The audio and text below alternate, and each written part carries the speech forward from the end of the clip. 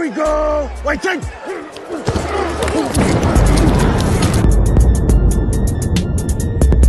He's got Ben Troupe at the 15, at the 10, hurdles a man, spins to the 5. Oh my, still on his feet, still pounding to the goal line. He's gonna score!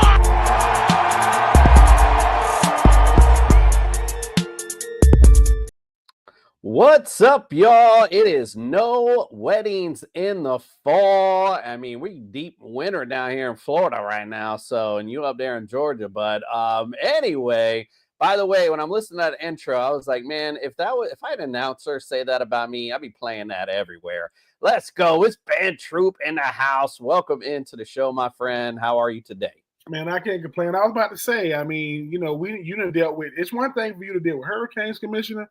Now y'all dealing with snow flurries. People like, what do you mean I got to wear a jacket? I got a jacket on. I need a big jacket. I don't know if I got a big jacket. I got a jacket. So, I mean, shout out to the Floridians waking up feeling like it's feeling more like South Georgia than North Florida or Central Florida these days. But yeah, man, it's good to be back home. Looking forward to them Birds versus them Commanders and them Chiefs versus them Bills. But you really need bump the jacket. You need a big onesie like your boys got on right now. Daniel Berry, what is up? The sports highlight machine. Welcome into the building, my friend. Appreciate you checking in.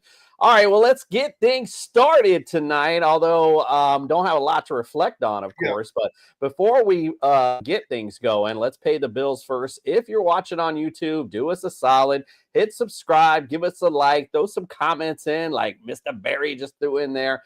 Little things stopping you from doing it, big things popping for us when you do. We always appreciate it. Also, if you're playing some daily fantasy, not much time left for football, but Underdog Fantasy, they got baseball, basketball, they got it all. You can play all year long.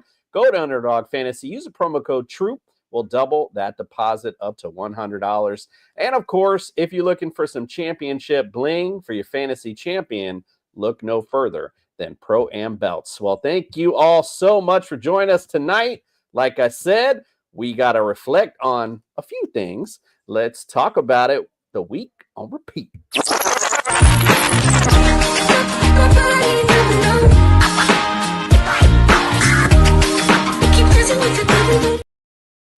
All righty. Well, we had a championship in college, believe it or not. We finally got down to the nitty-gritty end.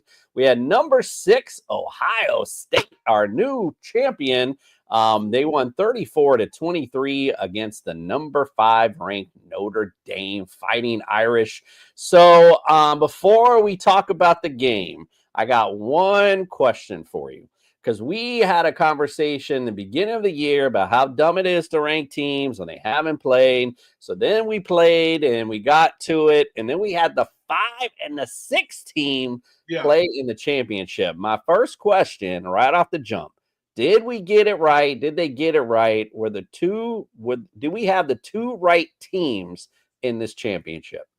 I would say yes for this reason. Everybody, Ohio State and Notre Dame, obviously Ohio State did not win this conference. Notre Dame only has to play in the regular season. They ran the gauntlet throughout the college football playoff. And, because we think about the fact that Georgia, Oregon, Texas, you've had a bunch of teams come through here. And I get it. The big bad SEC has been dethroned the last 2 years. Michigan, who Ohio State hasn't beat in the last 4 years, won in 2023. 2024, and then you're talking about, Ohio State hoisting it up. So Ryan Day is lucky because he hasn't beat Michigan, but he won the national championship. You got Michigan players saying stuff like, is it really the national championship? Hell yeah, it is, Michigan players. You beat Ohio State. So you get to say, listen, in 2004, LSU won the national championship. Guess what? We beat them at home. Does that make us a national championship?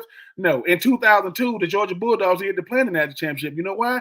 Because we beat them in Jacksonville. They still went on to win the SEC. So I think that did they get it right? I would say this. They didn't get it right, but they also didn't get it wrong. Because when it comes to 12 teams, how do you get it right? It's always going to be that, is a 3-loss SEC team good enough to get in? Is a 2-loss ACC Miami? Because to me, those are that's what I'm always remember. Cam Ward comes over from Washington State, goes to Miami, loses 2 games. That last game of God, last game of the season against Syracuse kept him out. Clemson gets to go. SMU goes. Clemson gets in. SMU gets in. I think that for the first year, hey, nothing is going to be pretty the first year. I don't care what it is. Whether you're married, and you better not be getting married in the fall. You get the hell. Yes, what we did in 2024 has come over to 2025. Yes, I will be slapping you with my left hand with baby powder. That's my non-dominant hand. But you will get smacked with this part, so I don't break it. That way, But yeah, when it comes to this commissioner, I mean, Indiana got in. Should they have gotten in? I don't know. Boise State had a first round bye. Love Ashton Genty, but I don't know. But as this thing grows, I think 12 is a good number. I don't see it going up or down anytime soon. But did the right two teams make it to the Natty? Yeah, because it wasn't no cakewalk. They had to win to get in that thing, and they did. And I kept telling people this. I said Notre Dame is the feel-good story. Ohio State is loaded down. Running backs, Jeremiah Smith, they got freshman receivers with double-digit touchdowns. I mean, the quarterbacks was cool, but they wasn't the stars. It was about the stars around them. But I will say it was great for college football. You got two of the biggest things. It doesn't get bigger than Ohio State and Notre Dame. As far as like college football and college athletics and recognition. But Marcus Freeman almost became the first black head coach to win a national championship. It's bittersweet for him because the same team he played for in college, Ohio State, beat him. So Marcus Freeman, either you got the coach at Ohio State or don't go against Ohio State, because when you played against my Gators in college, you got beat. That's when you was at Ohio State. Now you're getting beat by Ohio State as a head coach, but I do think it ended up being a better game than I thought it would be, because when they started scoring, I'm like, oh, it's going to be a blowout. But it ended up being a good game. And shout out to Jordan Clark, the son of Ryan Clark. Ryan Clark said that his dream was to go to Notre Dame out of high school. It didn't happen. He went to LSU. But the fact that your son got to go and played in a natty, that's some fairy tale. And he's showing him, obviously Ryan Clark, you're going to get field access. He's freaking Ryan Clark.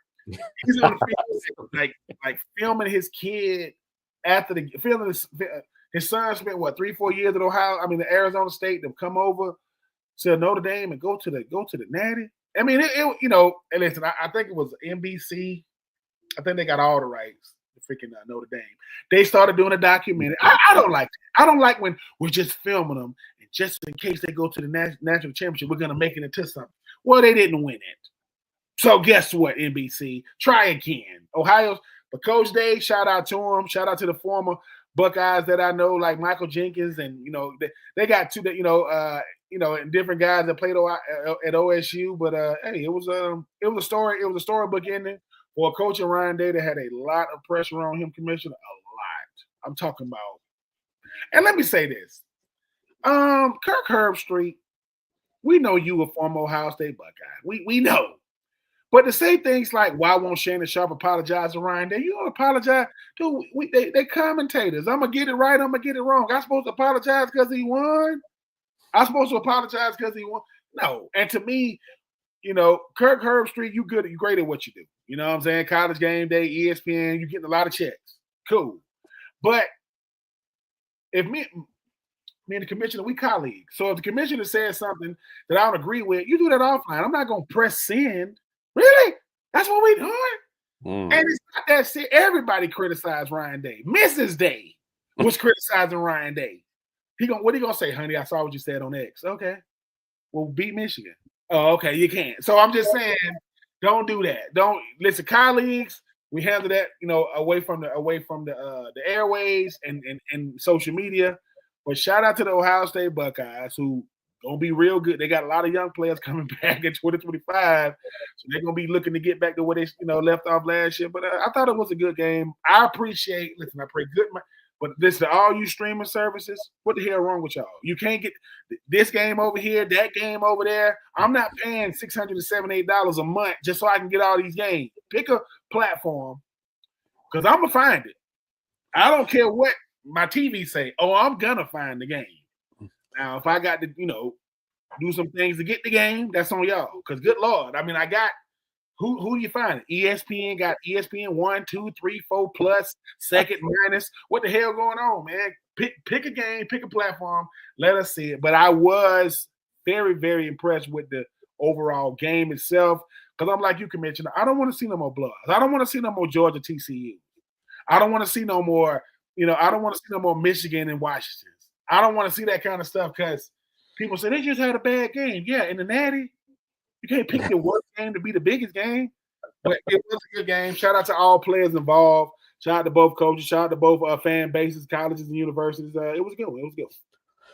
Yeah, so all right, here are my thoughts. One, I don't agree. I did not think it was a good game. I think it's because we had so many fun, good, tight games during the season.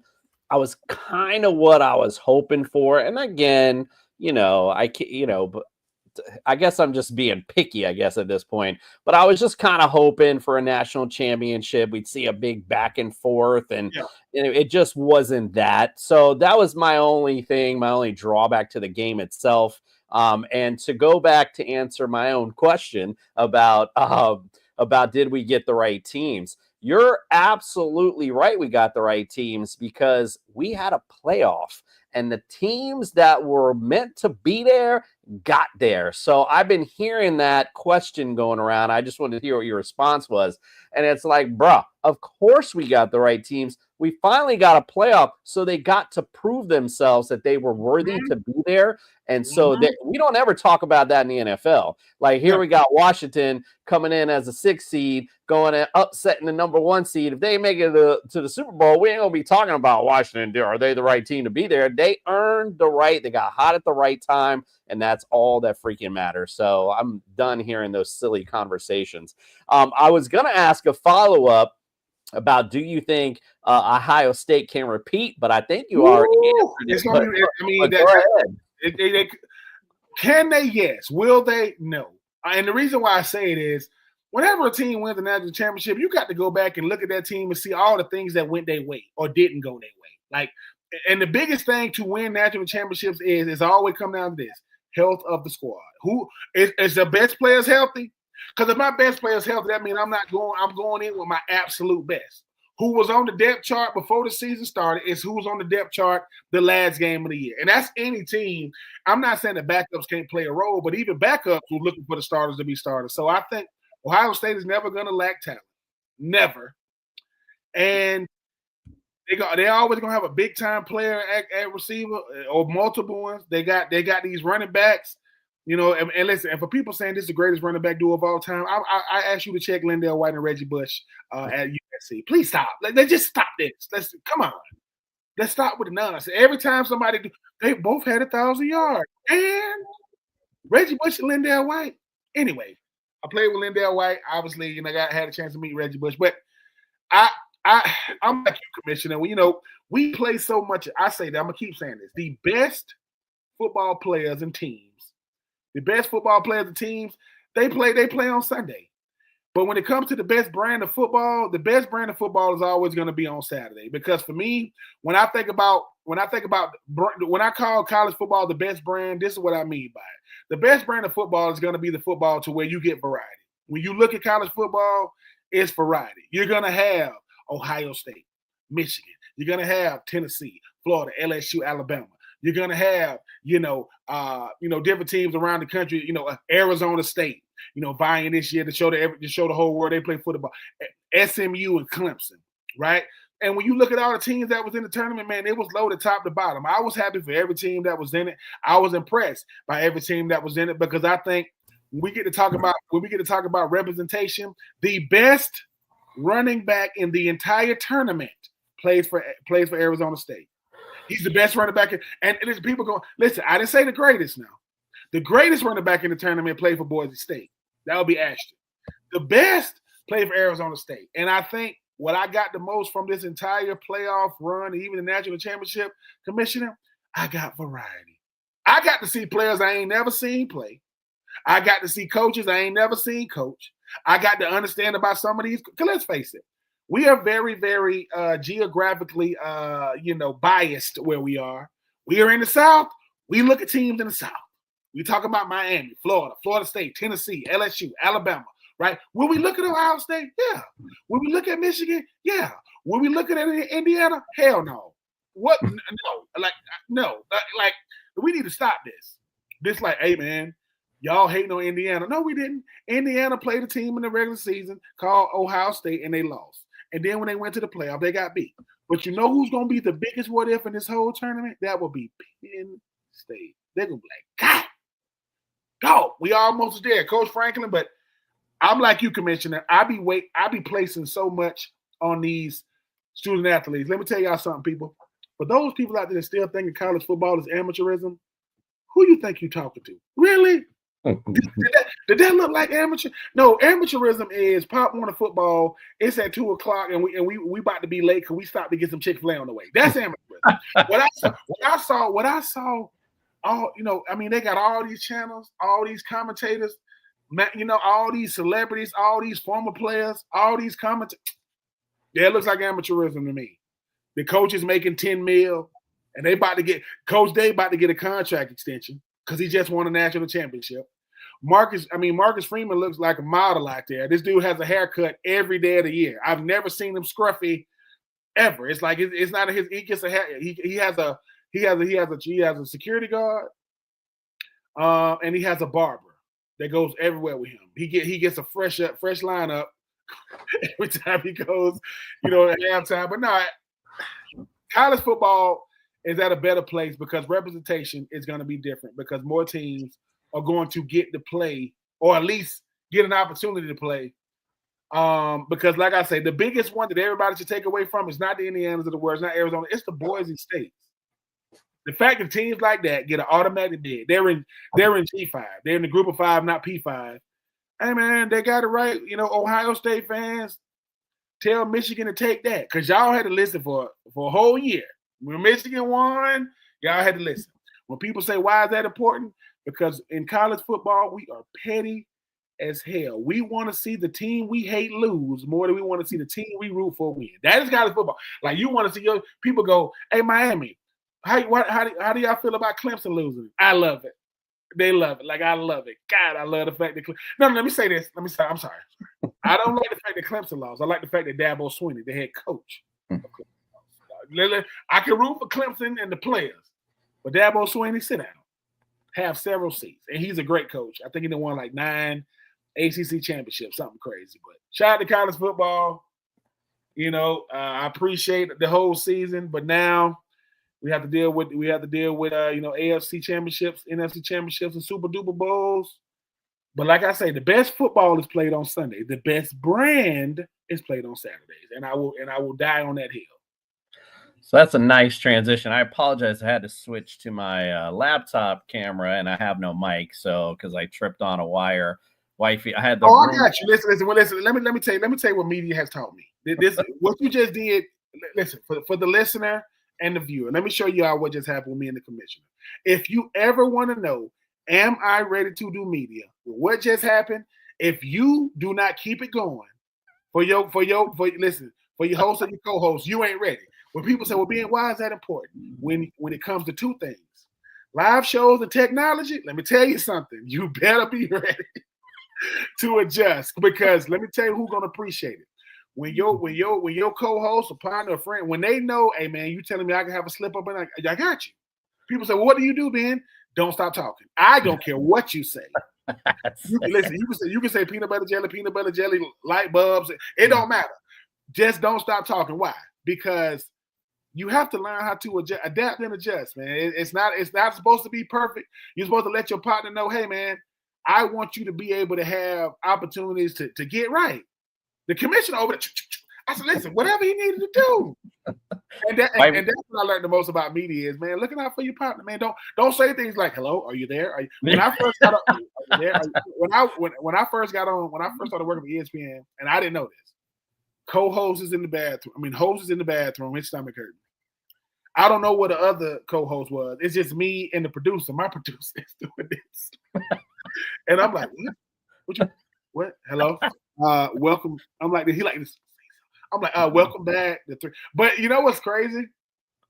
Good podcast or radio it's really, really good when people have to go off script. Because Commissioner, you know what's crazy? You know how many people that told me, hey, Ben, so when you reading out the teleprompter, I said, well, what are you talking about? You're not reading off a teleprompter? Hell no. Number one, I'm not finna type out no teleprompter. I'm not that important to myself. Number two, if I don't know what the hell I got to say, well, I need to pick something else to do. Like if you don't know, listen, two times when you need to know what to say. When your wife asks you where the hell you been, you better have something to say. It better make sense. And somebody better be able to validate it. Like if I call her right now, hello? Yeah, it was he had on a Miami. Yeah, that was him. You know, it was listen, let me show you what I mean. It was a video of this guy and this lady. And it's this attractive lady that walks by and he's looking. But when he looks, when it's another, so she walks by the boyfriend and the girlfriend, and she walks by, she's not looking lady. So he's looking. But when he's looking, it's a guy that's looking too. So when his lady turned to look, the guy that was looking behind it turned and shook his hand. I said, that is how you do it. That's looking out. That's looking out. You got to, man. Happy wife, happy life. You know. I mean, it's so funny you said, because I literally locked our bedroom, you know, just to make sure it was quiet and the little one didn't come in. But I guess something happened out there. So she's banging on the door while you were talking. And I was like, all right, hold on. Let me go run real quick. And then I tripped and knocked all my equipment over. I'm like, oh, my God, forget it. Anyway, all right, let's transition to the NFL.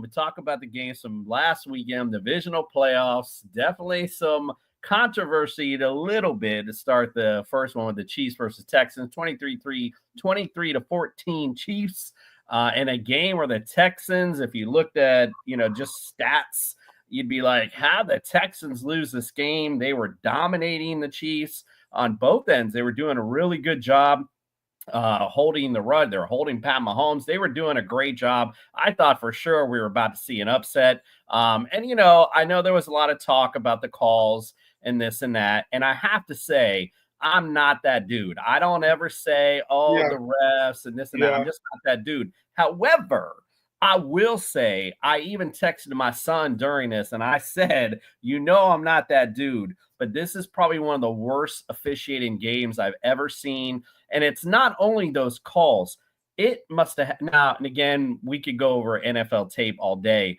and see it in every game. But maybe just because I was looking, I don't know. But every time Mahomes rolled out, I seen someone getting held, and I'm like, there it is a call.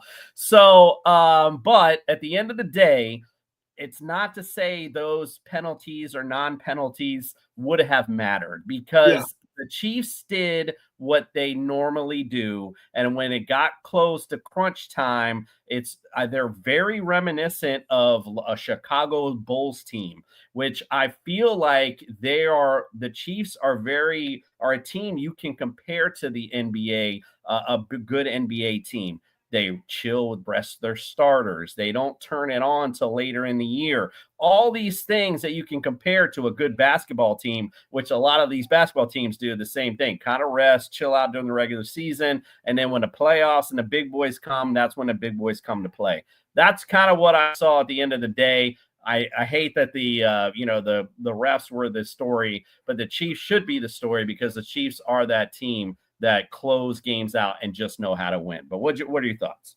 Well, number one, I mean, I already knew it's gonna be, it's gonna be the Taylor Swift cam, and then they go Caitlin Clark. She's up there, so I mean, I don't know. Caitlin Clark is from Iowa. I don't think she's a Kansas City, but Taylor Swift invites you, you go. But let me tell you what I saw. One of my favorite boxers, his name was Roy Jones Jr. Roy Jones Jr. had a song, and the song was called "Y'all Must Have Forgot." You know who I'm talking about? Travis Kelce. Listen, when you need it, number 87 gonna be there, man. I mean, he was putting on a clinic, because going into this game, this is what I think happened. They had a game plan. After they talk about the offensive game plan, they walking out. Patrick Mahomes look at Travis Kelce and say, "You know, right? I know. You know, right? Yeah, I got you." Because there aren't defenses that Travis Kelce hasn't seen. He know you're trying to play him zone. He know you're trying to play a safety over top. You're trying to get a jam on him. You're not going to be able to stop him. Derwin James, one of the best safeties in the league, can't do nothing. Because Travis Kelce has two things working for him. One, he's a great route runner, and Patrick Mahomes knows where he's going to be. They've seen it to body language. I know what he's going to do. That touchdown pass to do to him was sick. It was crazy. But I think it's something you said, Commissioner, when it comes to Kansas City, right? Kansas City don't care how it looks. They just want to get it done. They don't care. I don't care about box score numbers. I don't care about people like Patrick Mahomes didn't even play that good. Yes, the hell he did because they won. See, we have let the illusion and perception of football get in the way of the reality. The illusion is, hey man, this guy threw for 300. Ask Jared Goff, doesn't really matter when you throw for a bunch of yards. Number one seed. Well, the problem is he's throwing it to the other team, right? Then when they get to James Winston, James Winston, he's throwing to the other team. That boy receiver, hey James, Williams, listen, if it's not there, just throw it away. Anyway. Yeah, we're gonna get to that. DeMeco Ryans is a good coach. Andy Reid is a great coach. CJ Stroud is a good quarterback.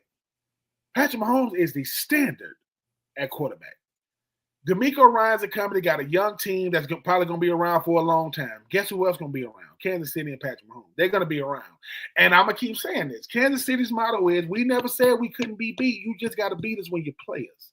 I don't want to hear about what almost happened over here. I don't want to hear about who had the best record in the AFC. Oh, that would be us. Who's moving on? That would be us. So whether you was Lamar Jackson, it's going to be obviously Josh Allen and company. Kansas City say, to keep it honest, I'm going to say this. If you want to get to the Super Bowl or you want to win AFC championships, you got to beat us. That's what Andy Reid started his legacy in Philly, went over to Kansas City, and this is the completion of that legacy. But the refs, it does get on my nerves with some of these calls because look, Patrick Mahomes is gonna get hit, and just because his little noodle neck, ain't nobody hit him in it. You can't just call. Patrick Mahomes is the face of the NFL. That's taking nothing away from Lamar and Josh Allen and Saquon. He is the face, but they hit him in his body. So Kansas City won the game. I was very impressed with Travis Kelce. I don't know who the hell the Houston Texans defense special teams player is. Number one, the ball came out. It got recovered by Kansas City. You took your helmet off. It was a 15-yard penalty. What the hell are you pushing the special teams coach for? Like, what you pushing me for? Hold on. You pushing me because you took your helmet off? You pushing me because they got the ball back? Maybe if you were focusing on getting on the ball, getting on the fumble, and not taking your helmet off. What? Two things in football I can't stand. Why are we so ready to take our helmet off? And why do we drop the football right before we get in the end zone? What is going on? Anyway, whoever that special teams guy is, let me tell you something. I don't know who that special teams coach is, but that special teams player, but don't put your hands on him, bro. Think about the position that special team coach was in. I can't really retaliate. We're on national TV against the Kansas City, and you pushing me. You wouldn't have pushed him if he was The Rock. I bet you if The Rock was a special teams, you wouldn't have pushed me if I was a special. Now look, I would have did one of them grab you or pulled you to me like, boy, you lost. Number one, you got a 15-yard penalty. So even if we would have recovered the fumble, that's still a 15-yard penalty. You know, we get bad field position, but Houston didn't lay down. When you look at the box score from time of possession, the total yards, you're thinking, how did all this go in their favor? And they lost because I like this young Houston Texans team. I was wrong about them moving on, but you don't want to be the team that lose to the better teams. We're a good team. When you go up against great teams, you get exposed for the things that you lack. Yes, you're going to probably have a shot to win the AFC South because who the hell is in it? What, the Titans, the Colts, the Jags. So, yeah, Kansas City is still the gold standard. Patrick Mahomes is still saying, listen, I know y'all don't like the fact that I'm doing commercial with Snoop. You know what I'm saying? But I am. I went from State Farm to the T-Mobile. I'm the only football player in the world that still has a mohawk, and no one says a word. Nobody. And ain't nobody gonna say no. But shout out to Travis Kelce. Shout out to Kansas City, Andy Reid. Steve Spagnuolo. I know he's the defensive coordinator. Hey, that defense gonna still get at you, man. I know it's all about the offense and the offensive stars, but teams ain't scoring enough points to beat them. So Nick Bolton and that defense and that Chris Jones, that D line. They coming. But shout out to the Chiefs, though. Shout out to the Chiefs. Yeah, it was a good game. Just to talk about that special teams player. This happened, and I know I went on a rant about it with America's team. One of their young defensive guys, it was in the Cleveland. We were playing Cleveland, and at that time, it was almost like a field position game. He makes a pick at like the 50. He takes his helmet off to celebrate. Now, granted, we had a couple of offensive penalties. We end up, we pick it at the 50. We end up at our own 20 at some point, including his penalty. And I'm like, bro, that's basic stuff. That's from when you were a little kid. You know not to take your helmet off. And if I'm telling you, it's funny because you're like, well, he was in a bad position. I don't care what position I'm in. Someone come push me after you messed up, boy. I don't care. You don't fire me. But I will say this.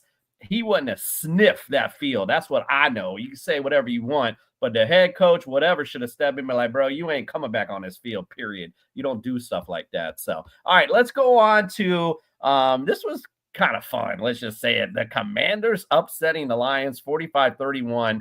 I mean, I should just call it the Washington Jaden Daniels at this point. I mean, we talked about this way back when they beat the Bears with the Hail Mary, and I remember saying they feel like a team of destiny almost, the way they've won.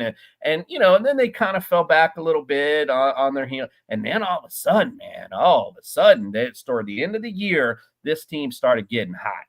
And just like we were talking about in the college playoffs, when you're hot at the right time, that's all that matters. And the Commanders right now are let's just say it, one of the hottest teams in the league. And it's funny to say because there's 4 teams left. But again, they're hot right now. And Jane Daniels is definitely a big part of that. And I will just say on the backside of this game, how can you not feel for the Lions? And, you brought it up, the Jameson Williams stupid throw. Again, back to basics. I was always a wide receiver, always. I was just my spot. But I always knew if I ever had a play that I threw the ball and the play ain't there, I'm throwing it the hell away or I'm running. I'm one of the two. I'm not going to sit here and throw it in a double coverage. It'd make no sense.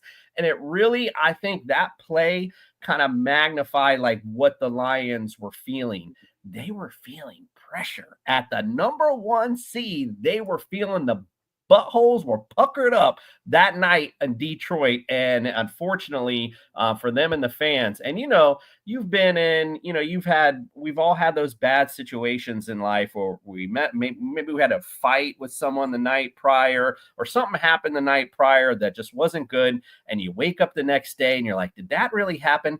I mean, I felt that way when I woke up after that game. I was like, did that really happen last night? I can't imagine what those Lions fans felt. But what are your thoughts on that one? Yeah, I do feel bad for Dan Campbell. I mean, I think he's definitely turned around the culture. When it comes to the Detroit Lions, I mean, Jared Goff, he's not in no MVP discussions or anything, but he's played lights out of St. Brown and Jahmyr Gibbs and, Montgomery and those guys. I mean, they had a solid season. But let me tell you what happened when it comes to Commanders. The last thing you want to give a team that's been down and out for a long time is a reason to play and confidence to do it. And they did both. Jaden Daniels is playing with confidence. Why? Jaden Daniels right now is the greatest rookie. He's having the greatest rookie season we ever seen from a quarterback. I mean, because forget the stats. Look at them dubs. Look at what he's doing. I mean, you took the number 1 seed and you dominated them. I mean, y'all beat the brakes off of Detroit. And so I was very, very impressed with Jaden Daniels and company. And, the defense came to play because I think the thing about the Detroit Lions is people kept saying, hey, man, is there a blueprint to beat them? Somebody like, of course. Of course. I mean, force Jared Goff off his spot, have him throwing in the windows that aren't really there, find a way to make plays, overthrows, underthrows, and you add Williams and his. It's going to be hard to overcome turnovers. It's going to be hard to overcome turnovers. So I just think that for me, this was about Dan Quinn. This was about Zach Ertz. This was about Jaden Daniels. Jaden Daniels is electric. And I know the RG3 won Rookie of the Year when he was with the then Washington Redskins. Jaden Daniels can make any throw, and his level of improvising is beautiful to watch. It really, really is. You outplayed Jared Goff, and you made the number 1 team in the NFC look very, very pedestrian. You did. From the open, you knew at a certain point you're going, look, dude, number 1, Detroit is not going to get back in this game because they ain't stopping Jaden Daniels. That defense. And we kept saying this. When was the absence of Aiden Hutchinson going to hurt? Oh, it hurt. Not having a consistent pass rush and a guy that can just disrupt a game like a Jalen Carter, which we'll get to for the Eagles. I just think that they just got exposed. And listen, bad games happen. Bad moments happen. When you had a bad game and the bad moments kept happening, that fan base was ejected. I know that Dan Campbell was like, dude, we've never played in a freaking NFC Championship game. We never played. And it would have been one of the best stories, but back to the drawing board for the Detroit Lions. And like I say, Detroit made cars and stars. Problem was, it's a star in Washington, man. His name is Jaden Daniels. And dare I say, he's only getting better because it's not like he's surrounded by all pro talent at the offensive position. Scary Terry McLaurin, he's good. Zach Ertz, I mean, he can still go out there and get open. Brian Robinson Jr. is a good player, but they don't scare nobody. Who scares people is Freddie Krueger. His problem is he got Daniels on his jersey. And like I say, listen, I call him Jaden Dangerous Daniels. He dangerous, man. He can hurt you with his legs and his arm. And he made Detroit fans hate Jaden Daniels. And he's giving them a reason to hate him. But that was a great game. I ain't gonna make it about Detroit and what they didn't do. This is about what Washington Commanders didn't let them do. Dan Quinn pissing me off. Winning games with rookie quarterbacks. You know, when you had anyway, I ain't gonna talk about Dan Quinn. Dan Quinn, have your stuff up there with Washington. I gotta let 28-3 go. I gotta let it go. I'm letting it go. I'm gonna make this keep it about the Commanders. Great job. Who we got? Jake saying, are my Chiefs Super Bowl bets cashing or no? Hey man, I wouldn't bet this. Yeah, we're gonna get to that, Jake. But I think your odds were pretty good before the season started if you made that early because they probably weren't a favorite going in. I don't know. We're gonna talk about that in a minute. We're gonna talk about that Bills Chiefs matchup, and we'll see if they're cashing in or not. But yeah, interesting game. It was actually very exciting though to watch. It was fun to see. You know, the possible upset. Then you're like, wow, the Lions are actually about to lose this game. So that was pretty crazy. All right, let's go to the Eagles versus the Rams. Probably one of the better games. I guess the Sunday slot was way better. 28-22 Eagles. You know, it felt to me, I kept thinking the whole game, like, the Eagles about to just take this thing over. They're about to take this thing over. They never really, I felt really took it over. The Rams did a great job fighting all the way up until the end, had a chance there, obviously, with that last drive to tie it up. So, you know, again, it was a good game overall. I'm going to say what I've said all season long. I'm about to say Jalen Carter. Jalen Hurts, you, my friend, you need to start reading things way quicker. You stay in that pocket. I have no idea why. You got legs on you. Roll out, son. Get out of the pocket. You stand there. You don't make it, and then you stand and you take a sack. I've seen Jalen Hurts take more sacks this year, I think, than a lot. I don't know what the stat is, but I'm just watching the Eagles. My wife's a big Eagles fan, so we watch all the Eagles games, and I always say the same thing. I'm always saying, get rid of the ball, Jalen. Just get rid of it. Throw it away. Live to play enough. Stop taking 10, 20-yard stacks. And then, of course, as always, you already know, we've been talking about it all year. Give the ball to Saquon and good things happen, especially a snow game and especially a team that he had already ran 255 on earlier goes for another 200 against him this one. So I think it was pretty clear. But what were your thoughts on this one? I was very, very impressed with the fact that, listen, you got the Curse kid that played, the first kid that played for the Rams outside linebacker defensive end, talking about the trash like I hate Eagles fans. He did his thing, though. I mean, he did his thing, you know, all game. But I agree with you. Jalen Hurts does things sometimes that make you want to just throw stuff at the TV. Like, what are you – like, Jalen, you're not a rookie. You stand in the pocket like a statue, like Sam Darnold, like you can't move. No, you can move. You had to open a touchdown of the game alone. Rush a touchdown for the game. It's like, dude, what's going – it's almost like stop trying to prove a point. You're not going to throw the ball to A.J. Brown. You haven't thrown it to him for 2 games. He has 3 catches for 24 yards in 2 playoff games. You're going to throw the ball to Dallas, go there sometimes. Sometimes you'll throw to Devontae. If you're not going to throw it, just throw it away. But don't sit in the pocket. But this game came down to 2 things. Jalen Carter and being stubborn. Mm-hmm. This man went for 250-some yards against you before. Mm-hmm. He's even better now. To my Saquon Barkley. You didn't come up with any type of game plan to try to stop the run. Right? Jalen Carter, Verse is still trying to catch Saquon. You're not going to catch him. 205 yards in a playoff game is out of this world. Right? But when you are the Rams, yes, you have the X factor, and your X factor is, you know, Well, to me, their X factor, is always going to be Matthew Stafford and what he's able to do. I'm still trying to figure out how Puka Nacua caught that pass. Like, how in the world did he catch it on the sideline? That was crazy. But I will say this: every team needs a closer, and if you are the Eagles, your closer name is Jalen Carter. Double team him, triple team him. Every time you try to single him up, he's going to get sacked, or he's being real disruptive. Jalen Carter, and I can say this confidently. I love, other D tackles. I like Chris Jones. I like Hayward up there with Pittsburgh. Jalen Carter's the best D tackle in football. Listen, argue with your mama. I'm just telling you, you can't do nothing with this dude. You cannot. And when the Rams look back on this game, they're going to say two things we didn't do. What? We couldn't stop the run. We couldn't stop Jalen Carter. So while Jalen Hurts didn't play well, his little big brother, Jalen Carter, you couldn't stop him. You cannot stop him. So, it was a good game. The weather did play a factor. But if you are the Eagles, I'm saying, look, next time we're just going to hand the ball to Saquon. Saquon's 6-year-old daughter, when she heard that he going to Philadelphia, it's a video of he said, my daughter said, Daddy, so we get to win now? He goes, yeah, baby. We get to win.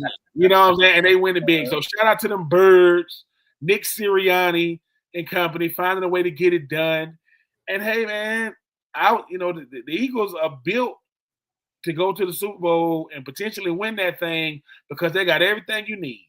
They got a passing game that's lackluster because they haven't needed. They got the best running back in football in Saquon Barkley. They got the best D tackle in football in Jalen Carter. They have a first-team All-Pro and up for the Defensive Player of the Year in Bond at the linebacker position. And they got a freaking deviant at the safety position in Chauncey Gardner-Johnson. He doesn't like anybody. And Darius Slay is 34, 35 years old, and he's still locked down. They got a rookie cornerback that's locked down. They got Darius Slay. They got everything you need, which means if the passing game does come to life, and once again, I got to say this: if AJ Brown, if you're looking for a book to read, it's called Uncommon Unfinished, the Ben Troupe story. Just go get you a copy and read it. Read the whole thing. Just read it at halftime. If you go to the Super Bowl, because you're probably going, read it at halftime on, because Kendrick gonna kill it. And you just read it at halftime. But I was very impressed with the Eagles because they didn't lose their cool. Yes, the Rams were making a late surge, but almost ain't getting it done, man. Almost don't count. I mean, listen. What must have been love, but it's over now. Yes, sir. Yeah, so I mean, it's good because I'm glad these games are we're going to talk about both of these at the same time.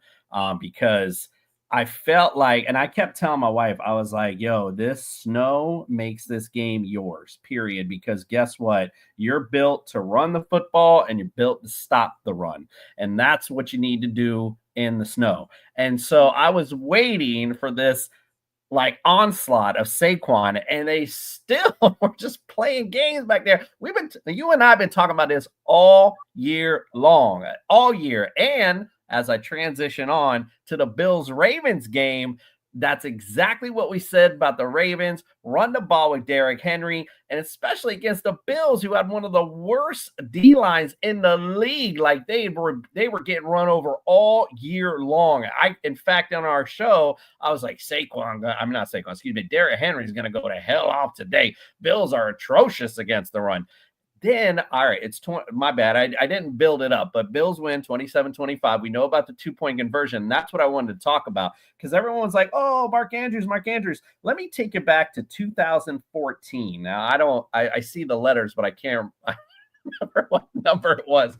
But when the Seahawks played the Patriots, how long did we beat up Pete Carroll for freaking throwing the football Russell Wilson instead of giving the damn ball to Marshawn Lynch? And I'm going to say the same thing here. I have not heard one person say anything negative about Harbaugh throwing that football. That should have been Derrick Henry's time. You brought this guy in the offseason. Why? To win the Super Bowl. You have a perfect opportunity to use him, and you throw the ball? Why? It made no sense.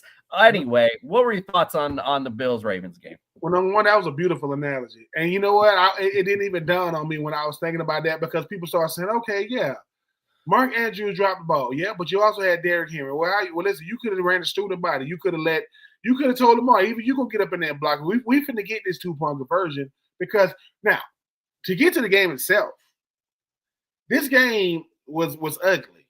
I mean, the Bills did not play well. They just played well enough to win. And the turnovers that the Ravens did do, it didn't decide the game because they still had a chance to go out there and win it. Lamar showed who he was the last, drive of the season. I mean, the last drive of the game. And then when you start talking about these, these fumbles, I don't know what Lamar got a fumble trying to switch hands. Look, when you try to do too much in football, bad things happen, right? But I just think that with the conditions, yes, I know that Derrick Henry had a big drop and all these big things. But this one game, I don't like when people dwell on one play.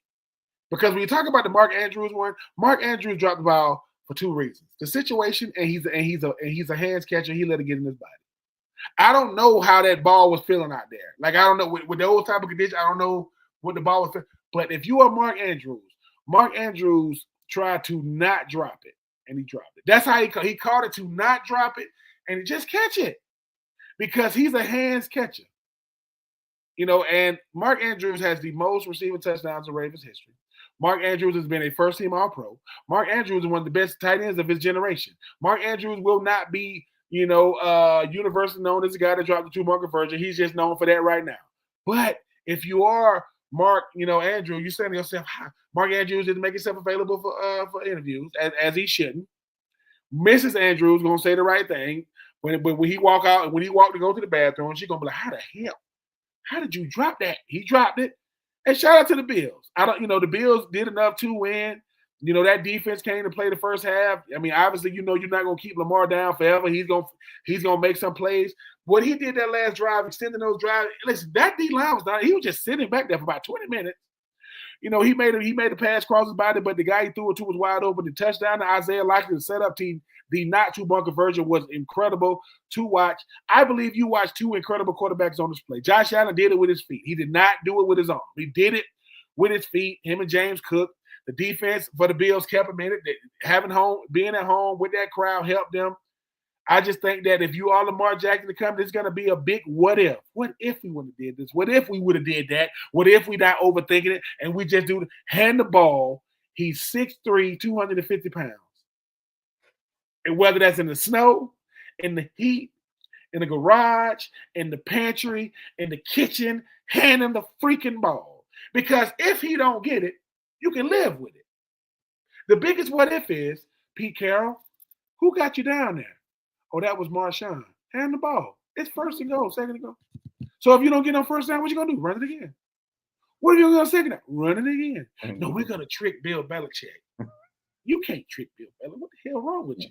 So now that's the big. So you could have went back-to-back Super Bowls, beating Peyton Manning in 2013, and then you talking about you could have beat the GOAT in 24. Nope.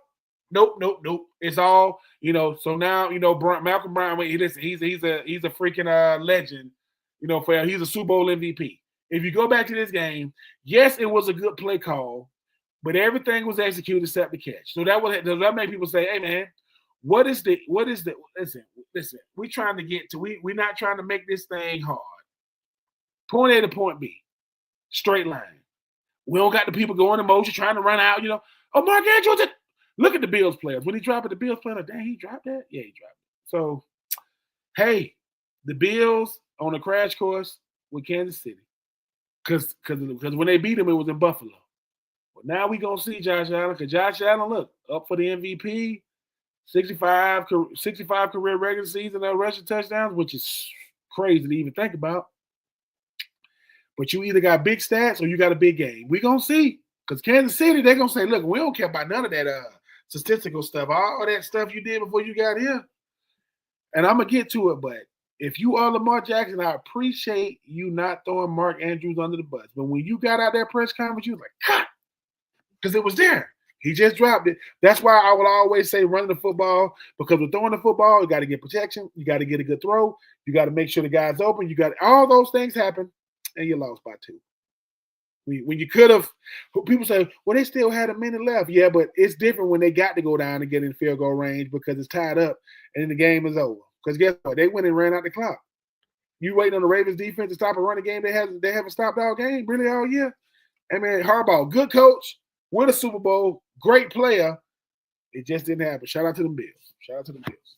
My only thought to Mark Andrews is to say that earlier this year, I don't remember who the Eagles were playing, but something happened, and I don't remember the whole situation now, so I'm messing this all up.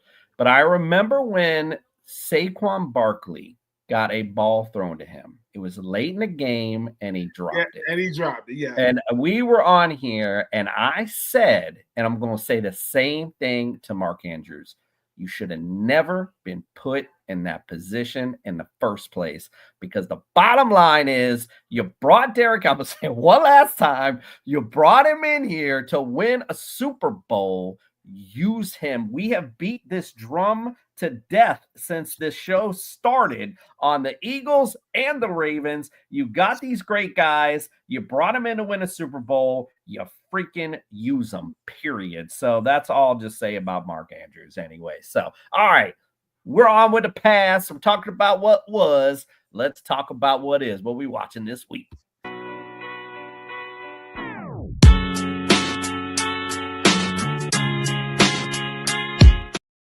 All right, well, we ain't got much. We got 2 games to watch. That's it. It's on Sunday, so get ready. Get your popcorn ready. We'll start in order with the NFC Championship. The Commanders at the Eagles. Commanders lead the overall series 90, 85, and 5. Now, we do know they split this year 26-18 when Philly was fully loaded. And then without Jalen, the Commanders won 36-33 towards the end of the season. So, again, getting hot.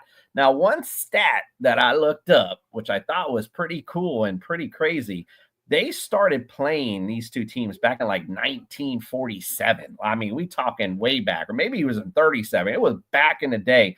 Do you know they've only played each other in the playoffs one time? Once. It was in 1991, and the Commanders won 20-6. It was a Mark Rippon versus Randall Cunningham game, which Randall Cunningham, I was looking at the stats, so he had like 220 something passing. He did throw a pick, but then he had 80 yards rushing. I was like, ooh, they couldn't pull it off anyway. So, so the line on this game is Philly's favored by 4.5.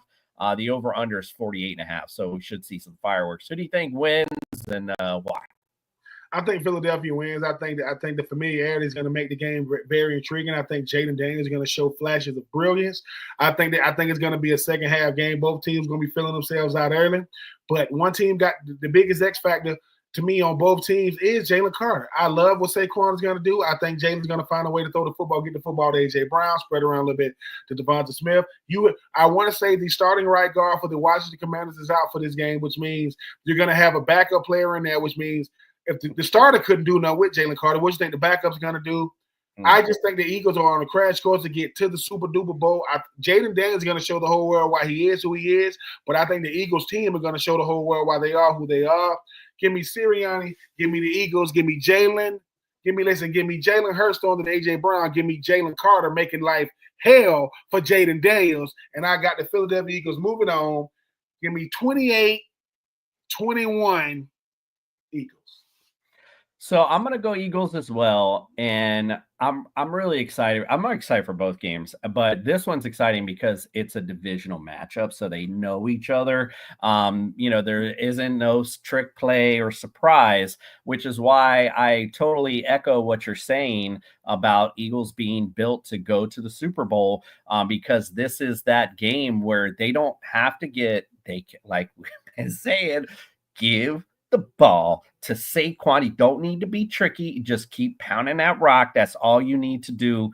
You're going to win this football game. But this defense, that's the X factor, because, I always felt maybe it'd be so cool to see the Eagles and Ravens in the Super Bowl. But I think the biggest difference, though, for the Eagles is that defense. All season long, they've been doing that. All year. I don't think they've cracked at all. Because, we do the fantasy show. I'm looking at these stats. Every week, this Eagles team was high ranked, stopping running backs, stopping receivers. Everywhere they were good, or are good. Sorry. So again, I'm with you on this. I do think the Eagles win. I'm going to say, I think I'm going to go 30-17 is what I'm going to say. So I think this Eagles defense might stifle this offense. Big Fangio. I mean, he got him reeling. Yep, left America's team. No, I'm just kidding. All right, let's go to the AFC Championship. The Bills at the Chiefs. The Bills lead the overall regular season series 30-25-1. Chiefs only lost this year against the Bills. It's 30-21. And the funny thing is, I heard Jim Nantz, or I think it was Jim Nantz that was calling that game. He made mention of that if this matchup happened, how close the regular season matchup was. I was like, I don't remember this regular season matchup being close. I remember the Bills whooping that behind is what I remember. The Chiefs playoff series, the Chiefs are leading the playoff series 4-2. Last year in the divisional round, they won 27-24. You can go 2 years back in 2022 in the divisional round, 42-36 in overtime. So we're going to see a good game. Right now, I looked up the line, and they only got the Chiefs favored by a half, not 1 point, a half a point. So just to tell you how close it's going to be, over under 49.5. Who wins and why?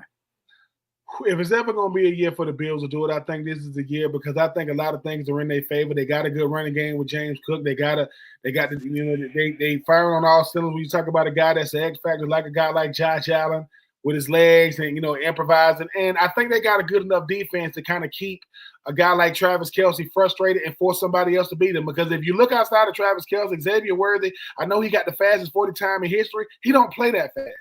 Like, he fast, but he got to get in the open field. They're going to say, listen, Pacheco hasn't really looked like himself. Kareem Hunt, he's trying to do his best, to be able to fill in the running game. I know the X factor is always and will be Patrick Mahomes, boy, but I think that for the Bills, this is what they wanted. They said, look, man, it's not how many fights you had, it's who you fought. And in the words of Herm Edwards, it's not who you play, it's how you play when you play them. You got to be able to go, you got to be able to prove you can do it on the road, because once again, if you can beat Kansas City, you can beat anybody. It doesn't mean you're going to beat anybody, but if you can beat them, they are the barometer. Josh Allen knows. I got to throw caution to the wind.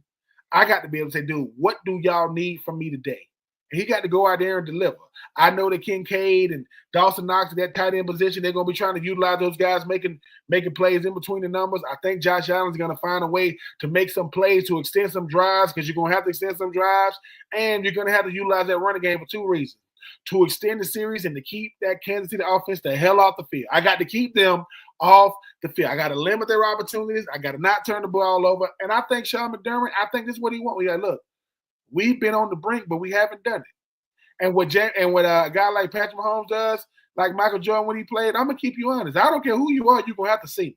You're either going to see me for the game to win it all, or you're going to see me in the game to get to the game to win it all. If you are Josh Allen, this is what you here for. Don't nobody want to hear about you the front runner or whatever, or one of the top front runners for the MVP. Can you do it when it counts? Can you just did it against Denver? That was a rookie. Did it against Lamar, who to me is an MVP front runner. Can you do it against the face of the league? That be Patrick Mahomes. And I wait to say this. I saw Patrick Mahomes and I saw Josh Allen doing an interview, and together. And they asked Josh Allen, what's your biggest fear? And Patrick Mahomes said his biggest fear is a coin toss. And Josh Allen kind of looked at him. See, it's all, listen, I'm going to say what my granddaddy used to say, ain't no fun with the rabbit got the gun. Let's see what's up, Josh Allen. Because this is why we like football, right? The football guys keep it honest. And with everything you've done, you still got to beat Kansas City to do it, to keep going. So you want to move on, which I think they will. I think it will be a nail biter, but give me 27. I'm going to flip it. You said that Kansas City won 27-24. Give me that same score, but the Bills, 27-24, a field goal wins it, and Josh Allen get to look at Patrick Mahomes and say, I don't know if this is the passing of the torch, but congratulations, Josh. Don't beat me and get there to the Super Duper Bowl and lose. Don't let this win go in vain. Give me them Bills, giving them Bills to meet them Philadelphia Eagles in the Super Duper Bowl. I got the Bills winning. I like it. I got the Bills too. I think, like I said, I think they just got that mojo. They got everything clicking. I'll not say the Chiefs don't, but we've been down to Chiefs all year, and they just keep throwing it right back in our face. But I think, unlike the Texans, when this game starts to get down to the nitty gritty, Josh Allen and boys, they've been here before, not to go on the Super Bowl before. They've been in these high pressure, big play situations. I don't think they're going to see them fold at all. I think the Bills are going to get there. It's going to be a lot of fun to see Bill. It's going to be a lot of fun regardless. But I'm going to say 31-28 and OT. Let's get that OT going. Why not? All right, we're going to close out with Ben's the Skadoop of the week. Before I head out, just want to remind you we got one more show with TSS Fantasy on Sunday. We're going to do our normal thing. We got some prop bets to talk. We got, it's not going to be the normal big fantasy stuff, but we're just going to talk about the games themselves and give you some good prop bets. And we got some fun DFS stuff too. So you know how we do on TSS. And then, of course, don't forget the Super Bowl special from That Sports Podcast Network. Got a lot of big guests coming up. A lot of fun. It's a great way to start your Super Bowl. The first time I did it, even afterwards, I was like, I had so much fun even doing it. I was like, I got to make this a tradition. So now it's my little Super Bowl tradition. Make it a part of yours. Wake up with us 9 a.m. Super Bowl Sunday, and we going to get you ready. All right, well, I'll be quiet now because it's time to get our Skadoop of the week. He's got Ben Troupe at the 15, at the 10, hurdles a man, spins to the 5. Oh my, still on his feet, still pounding to the goal line. He's going to score.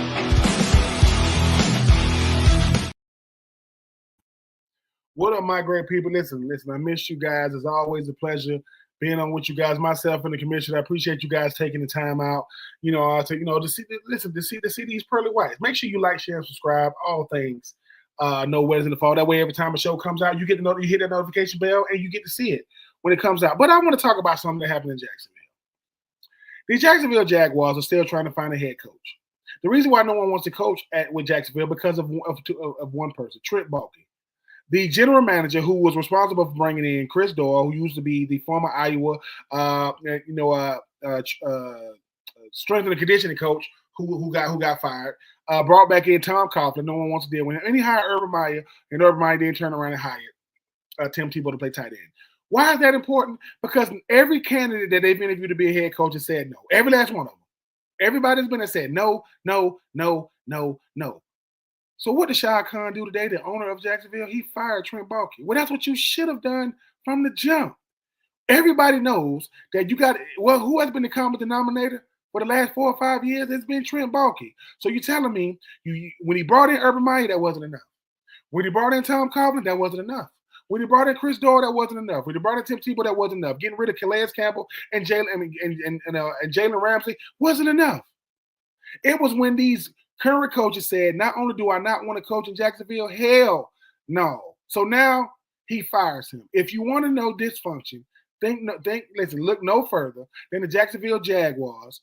Not only are they not a good team, they got a front office that can't even decide what the hell they're trying to do.